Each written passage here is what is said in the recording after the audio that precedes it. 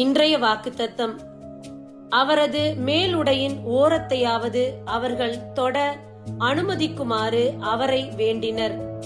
தொட்டவர் யாவரும் நலமடைந்தனர். அன்பார்ந்தவர்களே, இந்த வசனம் நம்முடைய விசுவாசத்தை குறிக்கின்றது. ஆண்டவருடைய ஆடையை தொட்டால் போதும் நான் சுகம் பெறுவேன் என்ற ஒரு விசுவாசம்.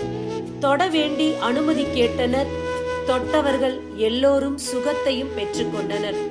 இந்த நாளில் நம்முடைய விசுவாசம் எப்படி இருக்கின்றது?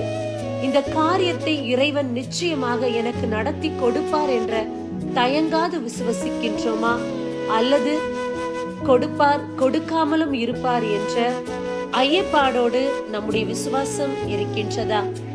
தயங்காது விசுவசிப்பவருக்குத்தான் எல்லாமே கைகூடும். ஆண்டவர் நிச்சயமாக எனக்கு இதை செய்து கொடுப்பார் என்று நாம் விசுவசித்தோம் என்றால் ஆண்டவருடைய கரம் அந்த காரியத்தில் இடைப்படும். அவரும் அந்த காரியத்தை நிச்சயமாய் நமக்கு செய்து கொடுப்பார். நான் ஆண்டவரை நம்புகிறேன் என்று சொல்லிவிட்டு நம்முடைய பலத்திலும் அறிவிலும் நாம் சார்ந்திருந்தால் ஆண்டவர் செயல்படக்கூடிய அளவுகோல் மிகவும் குறைவாகத்தான் இருக்கின்றது. ஏனென்றால் உங்கள் சுய பலத்தையும் நம்புகின்றீர்கள், இறைவனிடத்திலும் நம்பிக்கை வைக்கின்றீர்கள்.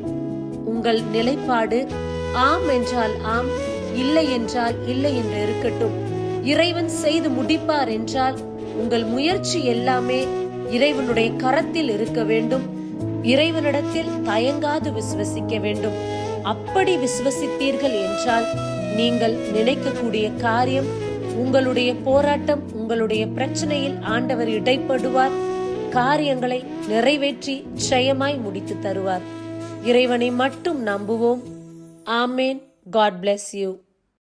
வானம் பூமி படைத்திருந்தும் வாடி